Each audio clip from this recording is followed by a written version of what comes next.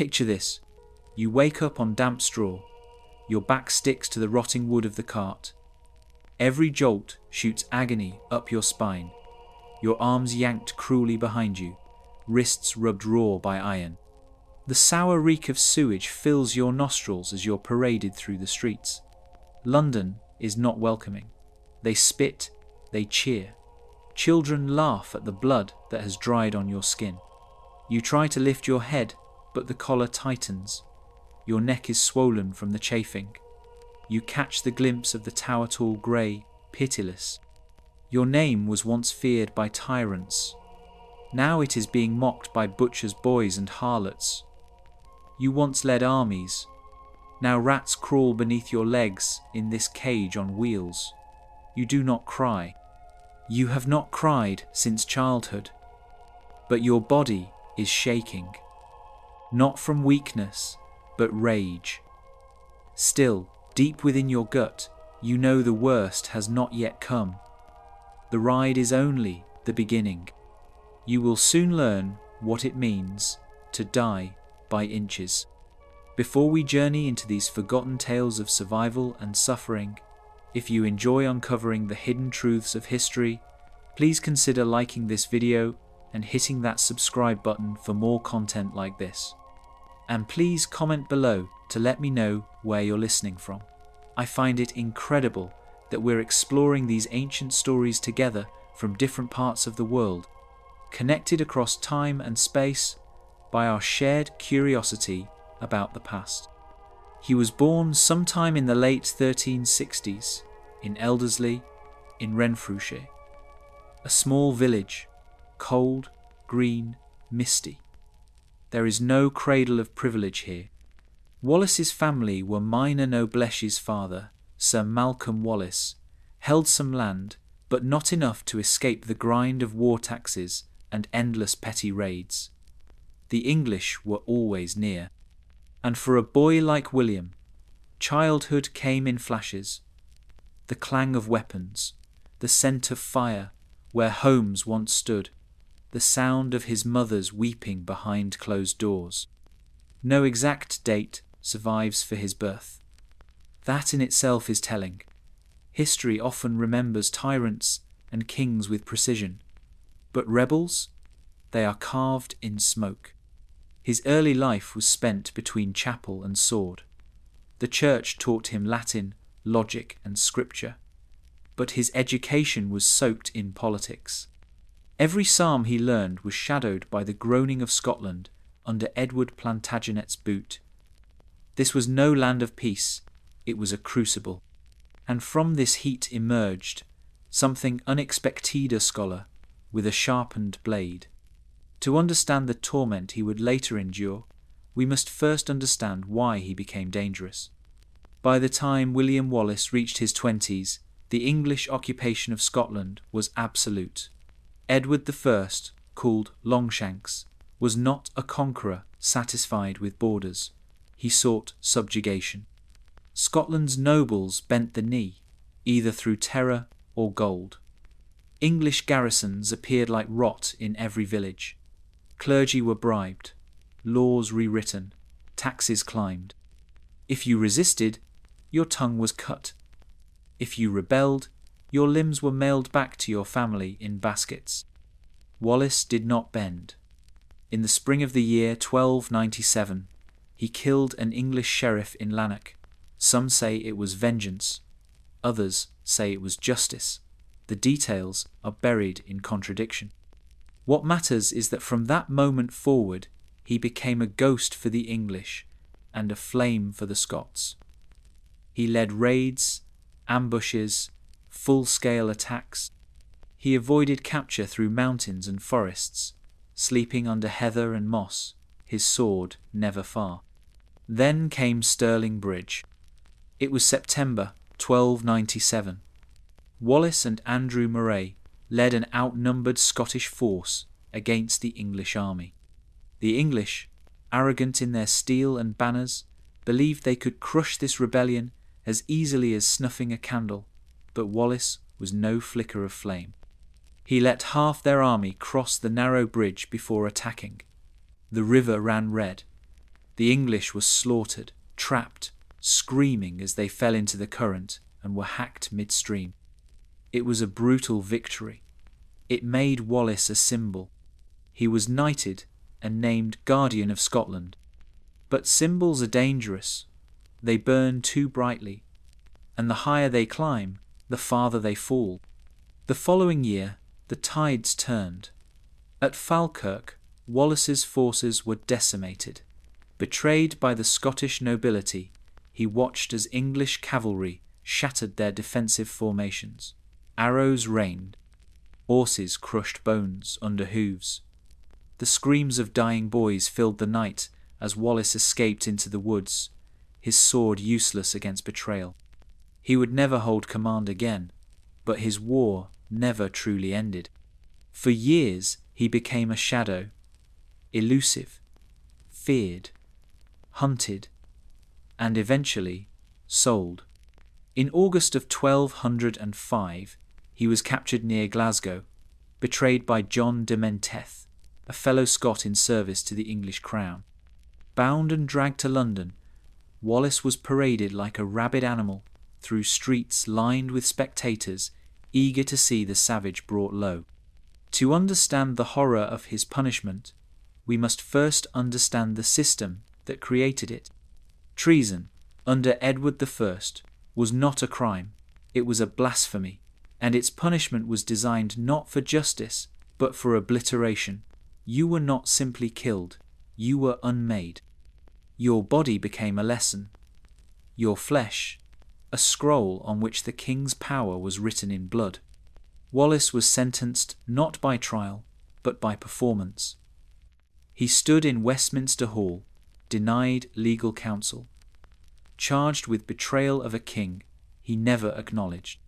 His response was defiant, recorded by contemporary accounts. I cannot be a traitor, for I never swore fealty to Edward. The truth was irrelevant. His sentence was preordained. He would be hanged, drawn, and quartered. The term hides the agony behind familiar syllables, but we must not hide.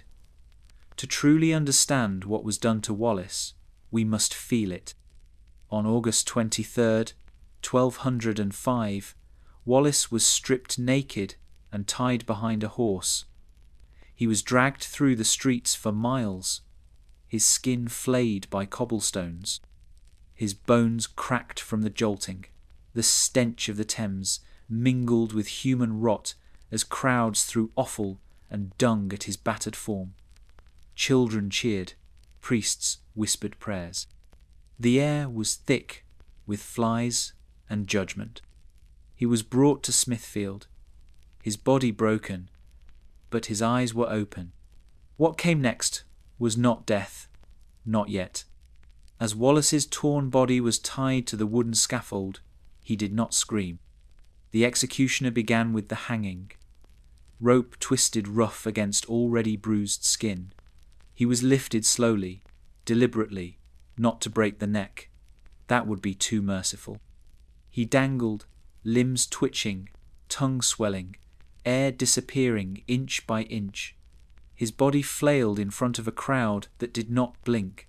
Some men jeered. Others watched in silence, unsure whether they witnessed justice or something closer to ritual slaughter. When he was cut down, he collapsed in a pile of himself, eyes bulging, blood oozing from his mouth. He was alive, barely. Next came the disembowelment. You are still breathing when they slit you open. The knife enters just below the sternum. The intestines do not pour out all at once. They are teased, pulled, sometimes still pulsing as the blood vessels fight to hold them in. The smell is unbearable. Hot iron, bile, feces, blood. The executioner works slowly, methodically, as if carving meat for supper.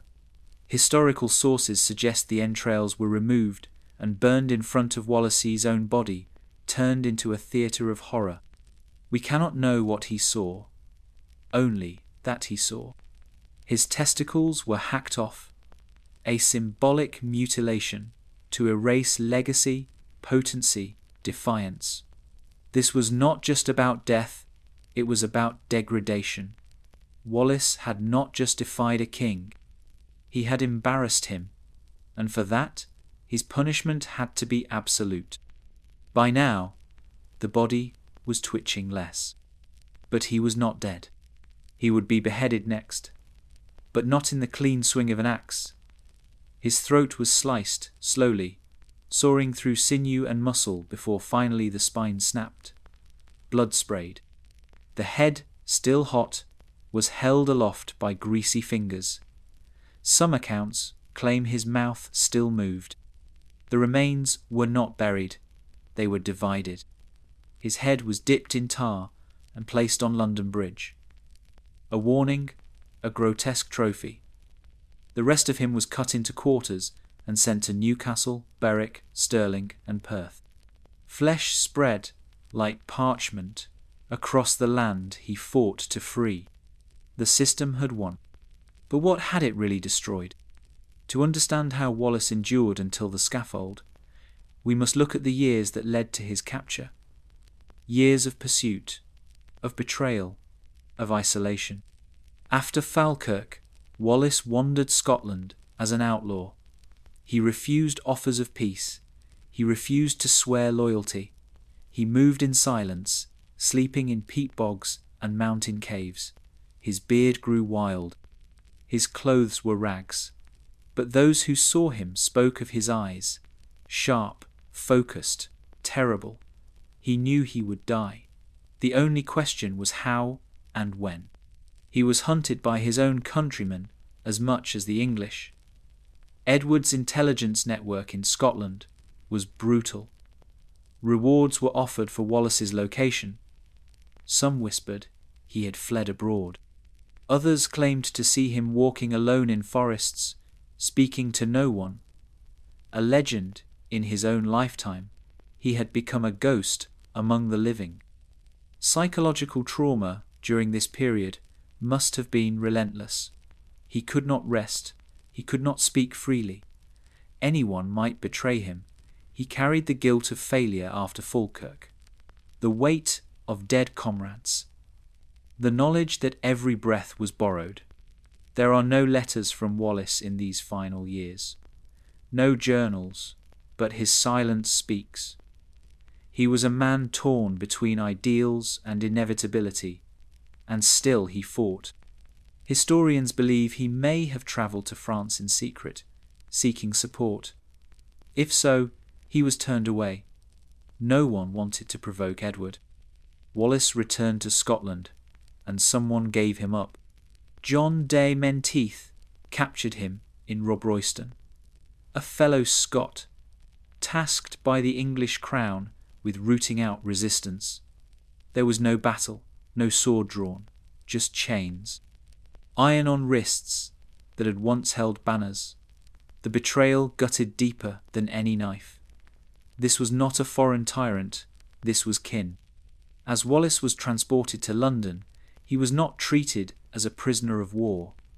He was displayed, humiliated, shackled, in full view of townsfolk as the English moved him from stronghold to stronghold. Carlisle, York, London. The journey took weeks, and every day the conditions worsened. They fed him rotted bread, water mixed with grime, his teeth chipped, his skin blistered, his legs cramped from chains too tight to allow movement. He defecated where he sat. The smell clung to him. People held cloths to their faces as he passed. Children mocked his sores. English guards spat on his food. This was the system's way, not swift destruction, but slow erasure. By the time he reached Westminster, Wallace was a shell, gaunt, hollow-eyed, but still not broken. During his trial on August 23rd, he stood firm. Eyewitnesses record no weeping, no begging. He denied the charge of treason calmly. He would not call Edward his king. His voice did not waver. For that moment, he regained power not by weapon, but by will. And so the punishment, had to be more terrible. It had to be unforgettable. And it was. What followed in the hours after Wallace's execution cannot be found in any official decree, but it was etched into the minds of those who watched it happen. Some vomited, others clapped, but a few, especially the Scots forced to stand among the crowd, silently turned away. Something fundamental had shifted. The crowd had expected to see a monster put down. Instead, they had witnessed a man refuse to die the way they wanted him to. Even torn apart, Wallace had denied the English crown what it craved most: submission. Word spread quickly through the city, not just of his death, but of how he met it. Rumours circulated that he had never screamed, that he had looked his executioner in the eye, that his final expression was not agony, but defiance. England had staged a spectacle meant to erase him, but instead they made him immortal. In the weeks that followed, each piece of Wallace's body, nailed and rotting on gates across the British Isles, became a beacon-knot of fear, as Edward intended, but of fury. Farmers whispered his name when tacksmen came. Minstrels began to weave his life into song. Children in the Highlands played games where one of them always shouted, "Wallace lives!" The system tried to shred him, but every fragment only multiplied his presence. And yet, we must not romanticize what happened. Wallace's end was not heroic, it was horrifying.